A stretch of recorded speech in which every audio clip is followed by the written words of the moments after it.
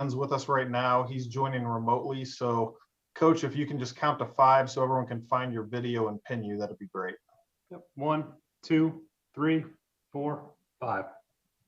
All right. Sounds like we're good. Go ahead with your questions, everyone. Coach, when you think about the journey starting when you first got here as a group to now, talk about just the joy you feel about this level of success, even though there's more to come by those standards. Yeah, it's been some hard moments and a lot of work, a lot of patience that have gone into it, and really rewarding to see for our players with what they've done and how they've worked to be able to experience that joy that there is when you make it into the postseason and you get a chance to put that divisional champ hat on, and all those things are really awesome to experience. And I'm happy our guys who stuck with it, and especially the guys that have been here for a long time, that have been part of our core since we got here, to be able to do those types of things and experience that together is pretty awesome. And the idea is that it lasts for a long time that way. Get a taste of it and get a chance to go in the postseason and hope to build something that's sustainable over the long haul. Thank you. Brian, what's the biggest key when you look at game planning against a team for a second time? Is this like a division game where you played them once in week 11, or do you really have to go in with a completely different approach and change a lot of things up? How do you go about that? You have to be smart. You still have to do the things that you do well, and put your players in the right positions to have success. But I do think that it's like a division game in that sense. You're playing a team for the second time in roughly 8 weeks. It's not all that different. We have some familiarity with them. They have it with us. So you try to find things that are a wrinkle or two, or some things that might be different that they haven't seen before. But at the end of the day, in the playoffs, it's still about going out and executing the things that you're good at. But you do have to have some acknowledgement that they do have familiarity with you, and they've played you before, and they know your players and know how you play. So there's an added element that goes into that when you see somebody for the second time. Brian, Joe's numbers obviously speak for themselves the last couple of weeks, but what did he show you that in that Raiders game the first time around, kind of the way he managed the game and kind of took what they gave him? The maturity. There's a lot of different ways you have to play games in the NFL, and some of them are not as fun as throwing for 500 yards, but sometimes they're necessary. In that particular week, that's what it was. There's no rule that says it's going to be the same this time around, but you have the maturity of knowing how to manage a game and how to play and how to keep your team in position to win are really important parts of playing quarterback in the NFL. It's not just throwing the ball for a lot of yards. There is an element of managing the game that's important. So that was a maturity thing. That was a step in his growth, knowing how to play that type of game that we had to play that particular Sunday. And I thought he did a good job in that game. And I think if you watch that tape, I think there's things he could have been better at and played at a different level even from that game. So I'm excited to have a chance to go play him again.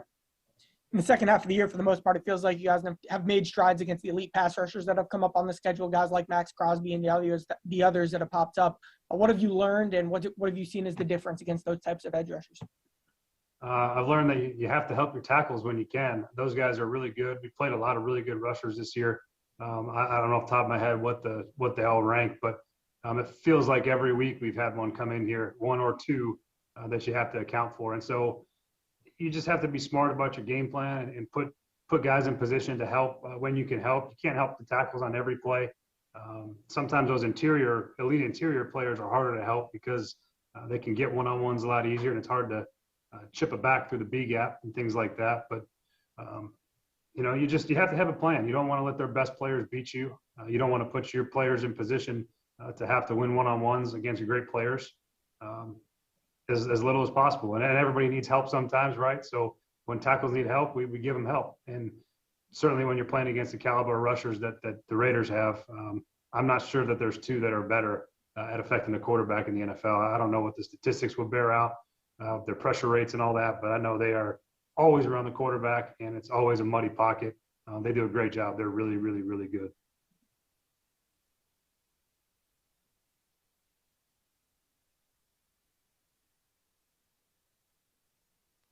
Brian, staying on that subject, Heading into the season, there was obviously a lot of talk outside about the Bengals offensive line and Joe Burrow's progression in the second season. And you just mentioned how good the Raiders pass rush is, but how do you measure the type of success that you guys have had from an offensive line standpoint throughout the season? Where do you feel like you're at? Do you feel good about the unit heading into the postseason? Just your thoughts on the group as a whole. Yeah, I do. I think our guys, they play hard. They play physical. We've had games where we run the ball well. We've had games we protected well, and we've had the ups and downs in between, just like you do every season. But I'm really those our young players have really come on. They played really good in Cleveland the other day, I thought. But I think we're in a good place. I think those guys have all gotten better. We've obviously lost Riley, so that's something we've had to overcome. And Isaiah's filled in nicely for him. And our guys they love playing football and they play hard. And so if you got those things going, you got a chance to be pretty good up front. And Frank's done an excellent job with those guys as far as their improvement technically, small changes, minor things that make a big difference over the course of the season. So I think a lot of that credit goes to Frank and how well he's worked with that group and how much he's improved them. He's been a big addition for us. And to the players' credit, they've worked at it and bought in and tried to do everything he's asked of them. And so I think that group has improved. I think they're playing good football, and we got to keep it up. Do you like identity at right guard moving forward as y'all kind of go through this playoff run? Yeah, that's where Keem will play. And then obviously Quentin's coming back off his injuries, and we'll see where he's at this week. But those guys, and Jackson played well at left guard the other day in the game against Cleveland. Thought he did some nice things. And those two young players have done a nice job for us. And also, what's the biggest difference you think of the offense from the first time y'all played Vegas tonight? That's a good question. I think we found a lot more success in the passing game. We went through a little lull there that middle part of the season that where we probably weren't. Some of that was the nature we had the games we had to play, the teams we played against. But our passing game the last handful of weeks has really stepped up and played well. The quarterbacks, receivers, the protection, all those things, it goes together. But I've been pleased with that. I think that's probably the biggest difference. T. Higgins has, after the bye week is where T really emerged after that Raiders game for a handful of weeks. And so to see him play as well as he has after that game, I think is probably something that wasn't on tape as much prior. But I think we've improved every week we've won out. And I think our guys are better than they were 8 weeks ago for certain. And, it's exciting to get a chance to show up in the playoffs and play against a team you played, half the season ago and see where you're at. Along those lines, how have the Raiders evolved and changed over the 8-week time frame, do you think, defensively? All I see when I look at them is those two edge rushers. The nose 96 has played excellent for him. I know he went out with an injury last night, but he's been one of the more disruptive players. He did not play against us last time. He's a really disruptive interior player, and I think their corners played a lot of confidence. Casey Hayward's as good as they come, and they got young players in the secondary that do a good job. And that scheme is what it is. They play what they play, and they don't really care much about anything else. And they're really, really good at it. And they give everybody a hard time. They've played good defense over the last month. This is the Raiders are a hot football team. I would say as hot as anybody in the league right now. They finished 4-0 to slam the season shut and find a way to get in. So they've been a little bit like us playing playoff games, really what feels like every week for a couple of weeks now. We're trying to stay alive and stay in the race. And I think they've done a great job. I think Rich Bisaccia has been great for them. And I think that they're playing good football. We got a challenge.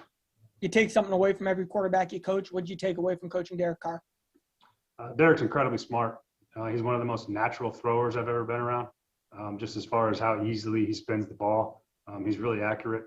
And, he sees everything. He's got years of experience now underneath his belt. And, this is the first time I think he's going to actually get to play in a playoff game. So that's exciting for him and for the Raiders. But I thought he was a fantastic quarterback when I was there for a year. And I knew that, they were going to be a good team. Was there anything particular you brought from there to here? No, I would say not in particular. I mean, we have share a lot of similarities in the scheme of offense from what we did in Oakland at the time and to what we do now. There's a very similar system of offense in place. Brian, when did you feel like Joe Burrow took his biggest step as far as mobility and pocket presence really getting to the level you wanted it to be at this year? And when that started to happen, how much did that change the game for what you guys were willing to do in the passing game? The mobility is a huge part of it, because he's got the ability to extend plays, and he can get out of trouble about as good as anybody can. He's such a natural pocket mover, and that's the more you feel comfortable moving in the pocket and extending plays and being off schedule and finding throws, the more confidence you have.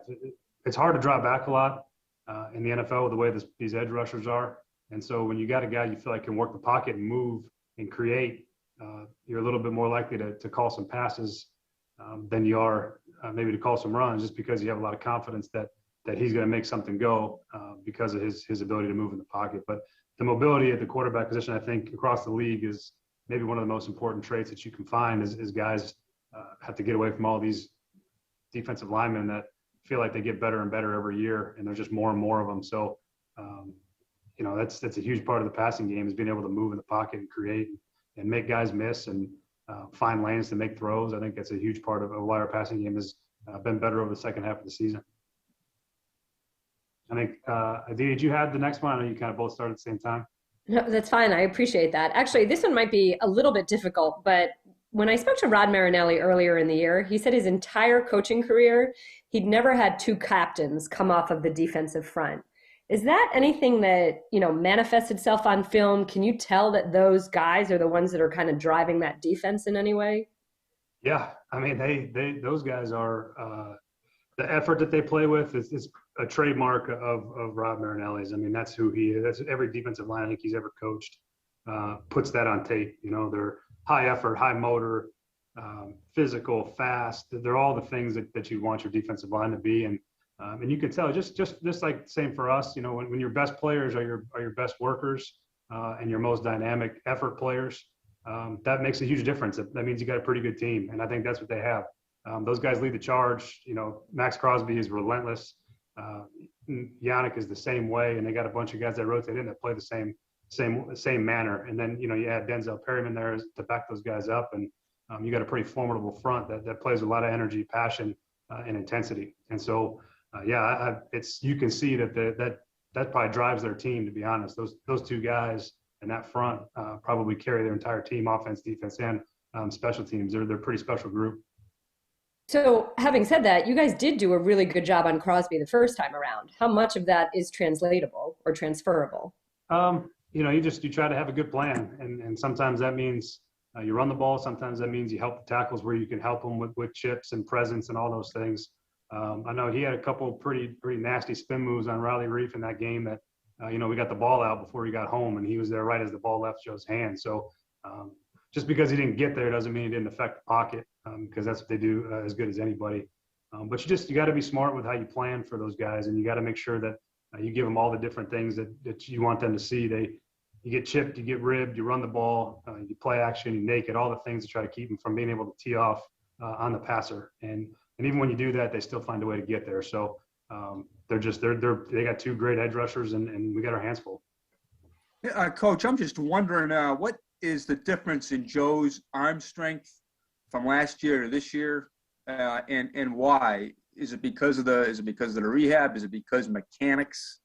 I would say he's definitely gotten more velocity on his ball than he did a year ago, and that's something that he emphasized over the course of the offseason. Really more with his strength training and body mechanics and all the things that go into. I could go on for a while on it, but I'll save you the mundane details of it all. But I do think that he placed an emphasis on it. It was important to him. A lot of it has to do with his ability to come off the knee surgery and the strength training that went into it. You get a chance to kind of rebuild, your power and where your power comes from. And he was very conscious of that and focused on it, both physically as far as strength training goes, and then mechanically for his throwing motion and how he was going to gain more velocity. But there's definitely a difference. He's certainly been able to throw the ball a little bit faster, a little bit tighter, a little bit further than a year ago. And I think he's put a lot of work in to do that.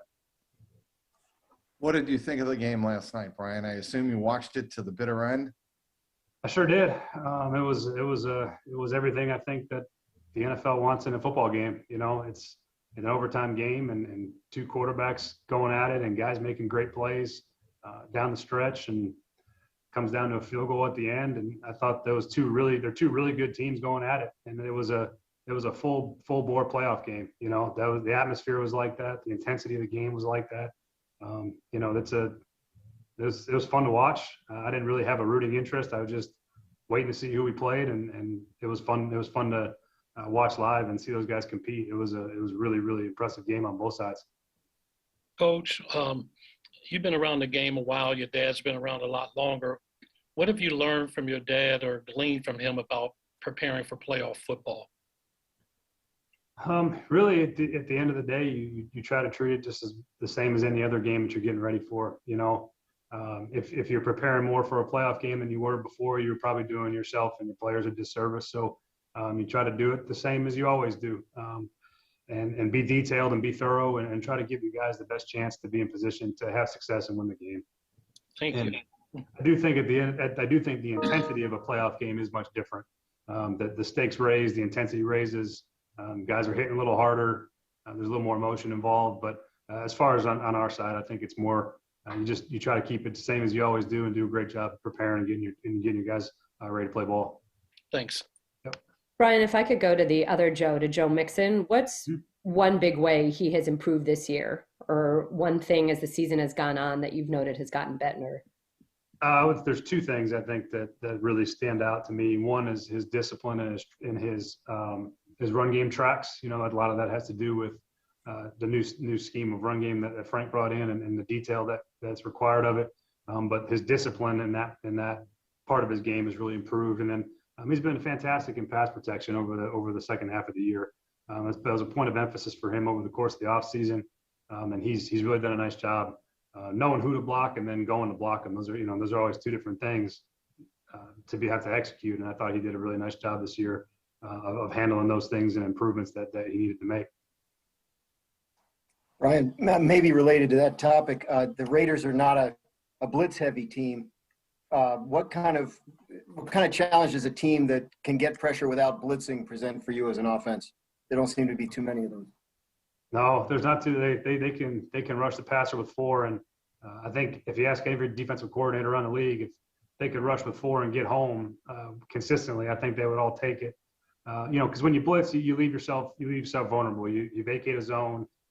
You got to play a different structure of coverage.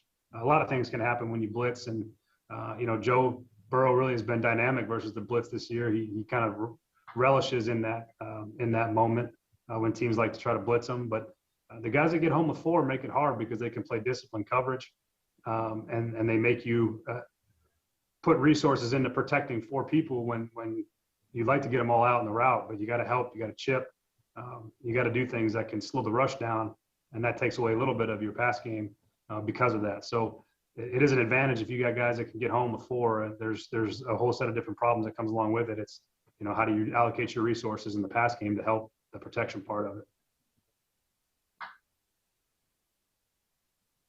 Any more questions for Coach?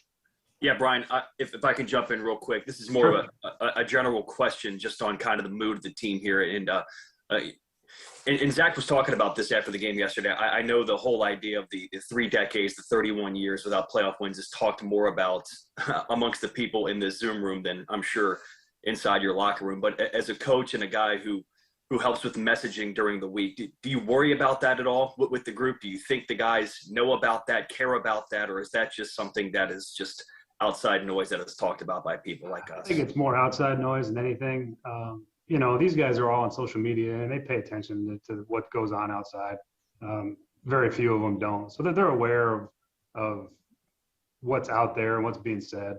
But I don't think that it affects our guys. Most of these guys don't have any knowledge of what that was like here or for anybody here. They don't have any experience with it. It doesn't resonate with them. So, and not that that's good or bad. I think it's just kind of how it is. They see everything in front of their face. They don't really look too much behind them when it comes to things that they weren't a part of. And I think our guys have done a really nice job of handling all of the things that have been out there about this organization in its recent past, and the primetime games and the things that come up. And they don't flinch at it, and it never means anything to them, and they just want to go play football and win games, and they believe that they can. And I think that's the best part about our group is they have a collective spirit that's pretty fun to be around, and doesn't matter, big game, primetime game, playoff game, they're going to approach it the same, and they work the same, and they go out expecting to win. And I think that's what makes these guys a pretty fun group to be around. If I could ask just one more, Tyler Boyd, we've all seen the obscene numbers about, his catch numbers this year and his lack of drops. But what does he bring to that room that maybe nobody does see that's not necessarily a statistic? What does he add? The play part of it is he's just so consistent all the time. And he's the same guy every day. He's Tyler Boyd, and it doesn't change. Win, lose, big game, no catches. He doesn't ever change. And I think that's a great compliment for a player. But in doing that, he raises the level of play for all those guys in that room. We got two young players with T and Jamar that don't have a ton of experience, and Tyler does a great job of bringing those guys along, and really being the leader in the clubhouse for those guys as far as how to handle things, successes, failures, frustrations. He's kind of seen it all over his time here.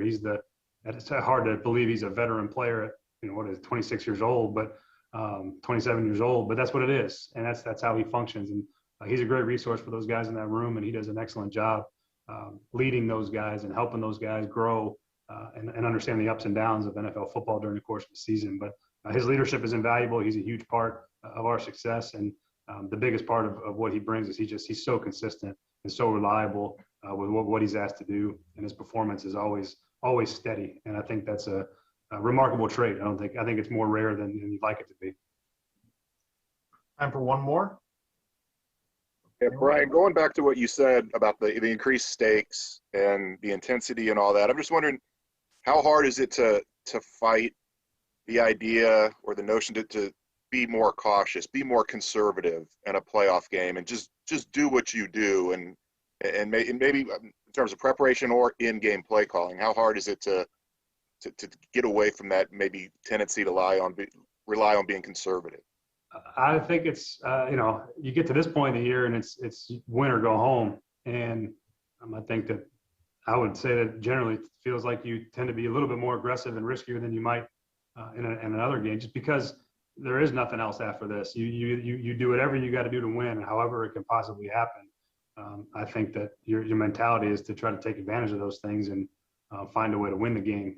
And whether that bears out across the league and for us, it's hard to say, but I think that there's definitely that added element of you only guaranteed one more, and you got to win one to get another one to get a chance to go play again. And so I think that you'll probably see even across the league teams be a little more aggressive in playoff situations, as they have been the whole last probably 3 weeks of this year. Teams vying to get positioning in playoff spots. You got to go take these things when you get a chance. All right, Coach, we kept you for a while, so we appreciate your time. Thank you. Yep, you got it. Thanks, Brian.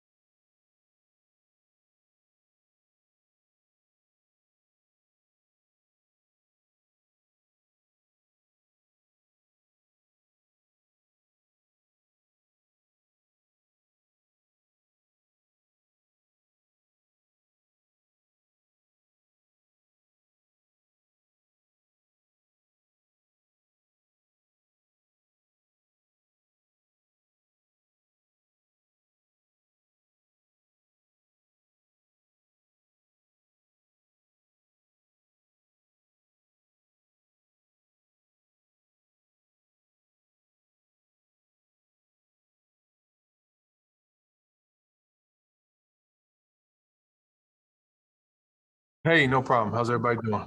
Not too bad. I think we're ready to go. Everyone, go ahead with your questions.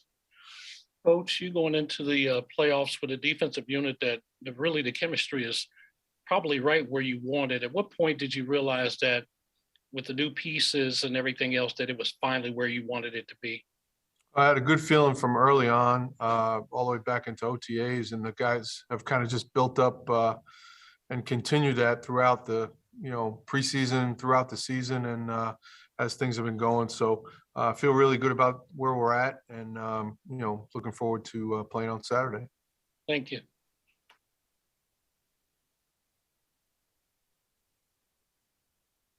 Lou, Brian was talking about the intelligence of Derek Carr and also his accuracy. And I'm curious what you learned from the way you guys defended him the first time around and how things might have to change the second time around. Do you anticipate the Raiders doing things differently?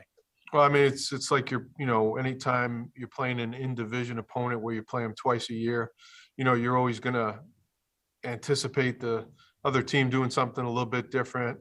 Same from us. But at the end of the day, everybody does what they do at their core. So you got to stop those things. But we'll expect game plan things from them, and we'll have some wrinkles ourselves. But really, really, really good quarterback. Sees a lot of the blitzes that you're trying to bring.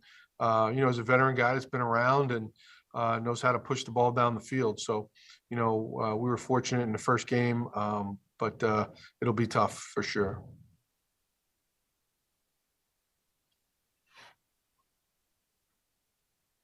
Lou, the first time around, I think they only had 4 completions to wide receivers. Obviously, Waller's a big part of their passing game, but how much of that was what you guys did to the receivers? How much of that was them dictating the ball go other places?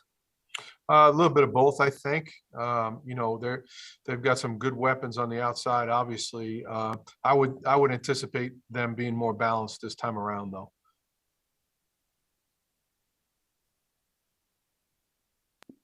If I could follow on Waller, you face so many great tight ends, but what is it about Waller that stands out? What does he do that's distinct, that's unusual, maybe? Yeah, for his size, as big as he is, the way he accelerates, and the way he gets in and out of his cuts, you would think he's a 5'11", 6 foot guy. Those big tall guys usually cannot accelerate as quick as he can.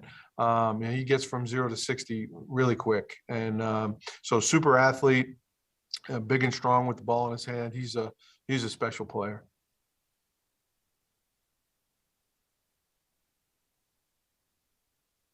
Lou, do you expect any? How did Mike Hilton come out of that game yesterday? Do you feel any limitations from him throughout the week in practice as y'all get ready for Saturday? No, Mike should be good.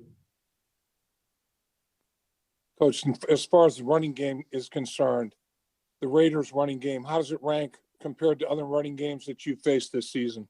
Well, it seems like every week I say the same thing. They've got a good running back, a good old line. They're strong. They're powerful. Jacobs is a really good back. Is a downhill one-cut runner. And they do a good job working together. That old line does, and they're big across the board. So we did a good job in the first game against them. But like we say every time when we're playing a division opponent, the first game means nothing. We got to go out there and stop them and prove each play on Saturday night. Trey Flowers, Lou, has been obviously a big part of your defense against great tight ends like George Kittle this year. I'm curious what has made him so effective in picking up your system when he came on to the roster midseason. Yeah, Trey has done well. He's built the right way. He's in here studying extra, and he has a lot of pride in his job and what he does. And he knows he's being given a tall order on all these Sundays with these tight ends. But, when matched up and when he's been in those situations, he's done well. And, we're still in early planning stages of the game plan, but, we'll see how it goes with that. How valuable did you think it was to be able to rest everybody but Mike yesterday? Yeah, I thought it was huge, and, shout out to our guys that were out there competing because, they were fighting tails off yesterday to try to get us a win. And, we came close, but just fell a little short. But I think it's valuable, especially with the extra game this year. And guys are all banged up at this point. And, to get a week off, it's not like they didn't practice. They practiced. And so, I think it'll only help us in the long run.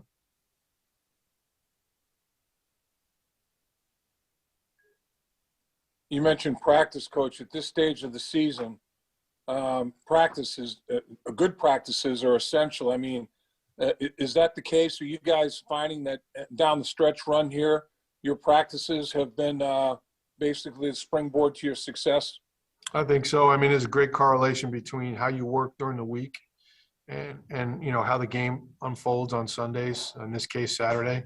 So, we anticipate, again, the guys coming in tomorrow and, giving us a great day's work on a Wednesday. It's really a Tuesday, but a Wednesday for us in terms of the way we structure the week.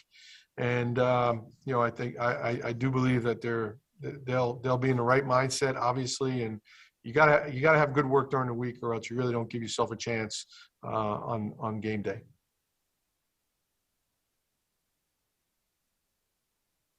Throughout the course of the year, Lou, how tuned in do you think your players have been to the X's and O's?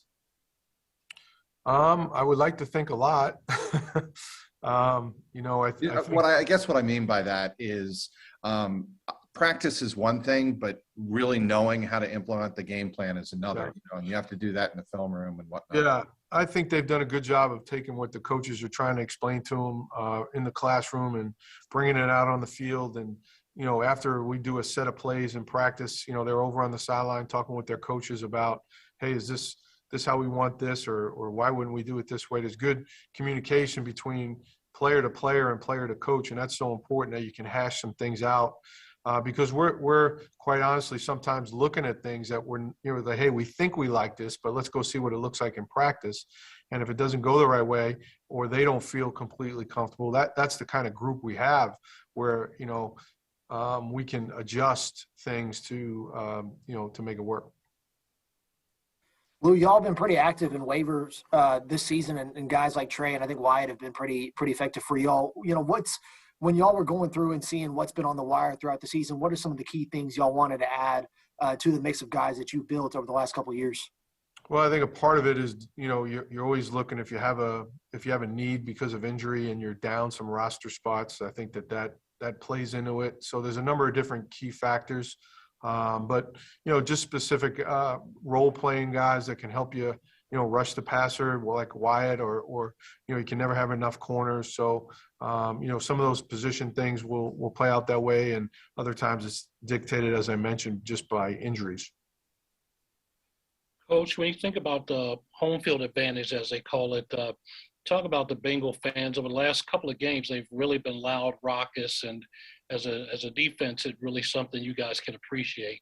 Oh, it's awesome. And I can only imagine 4:30 on Saturday, it's going to be nuts. And, we feed off of that, and the players feed off of it. And, the louder it is, the harder it is. I go back to the Minnesota game, the first series of the season, and I think they had 2 false starts. And a lot of it was because of our crowd was so loud. And, it was early in the year. So late in the year, it's going to be loud, it's going to be cold. And, our guys will feed off it. So we are looking forward to that part of it to help us with the win.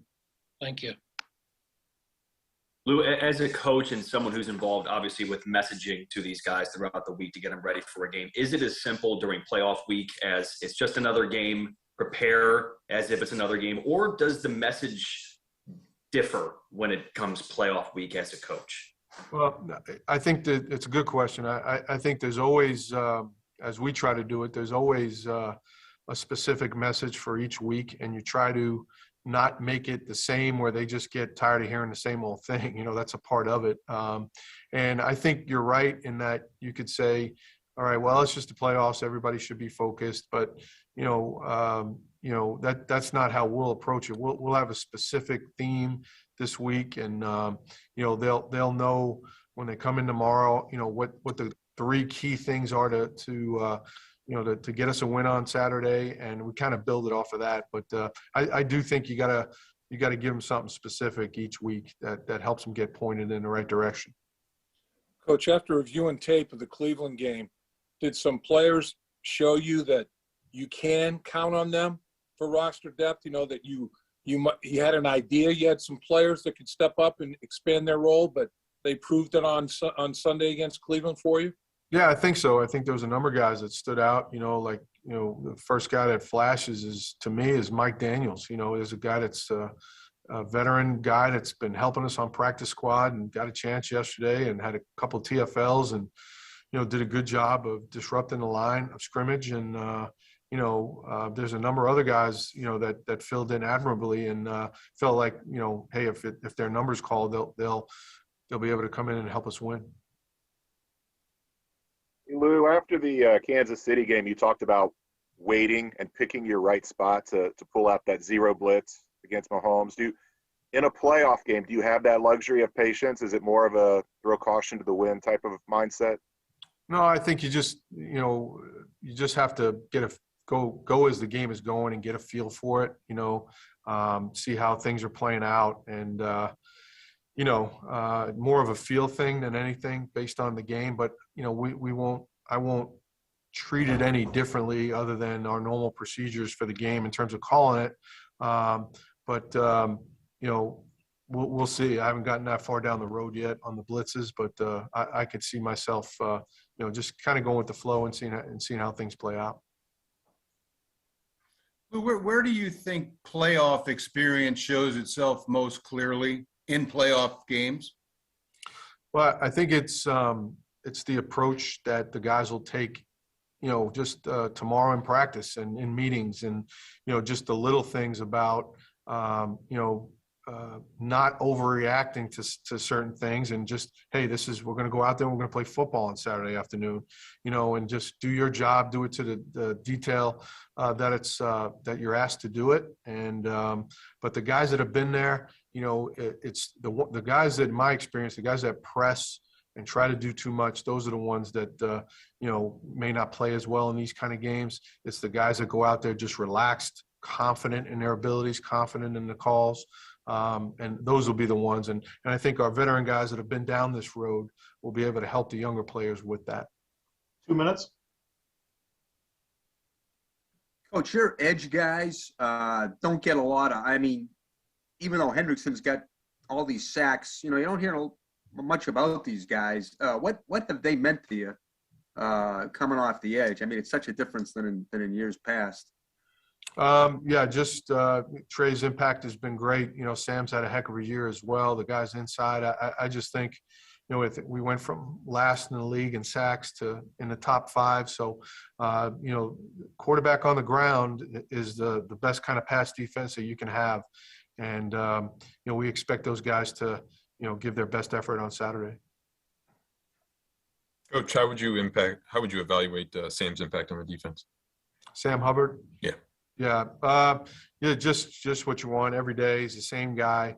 The level of consistency that we get from him day in and day out is exactly what you want. He's going to give you we know exactly where Sam's going to be in his run fits, in his pass rush games. And, he's just exactly what you want from that standpoint. So, he's a core one of our guys. He's a core player for us, and, glad he's ours. One last question. When you're playing a quarterback that's as heady and as seasoned as Derek Carr, can you confuse him? What can you do against a guy like that? And what do you just have to not even bother trying? Well, I think with all the different quarterbacks that you play, you try to not just go in there and give them one look. I think you do try to keep them off balance no matter who it is. And while he's seen a lot of stuff, even the best of quarterbacks at times you can get them with maybe a disguise here or there. But, you definitely have to go in with a plan to say, these are the 3 or 4 different looks we're going to give them, and stay with that throughout the game. And if we need to change them, we can. But we will definitely have some different things to show them. All right, Coach, we'll let you go. Thanks for your time. Thanks very much. Thanks, everybody. Thanks, Coach.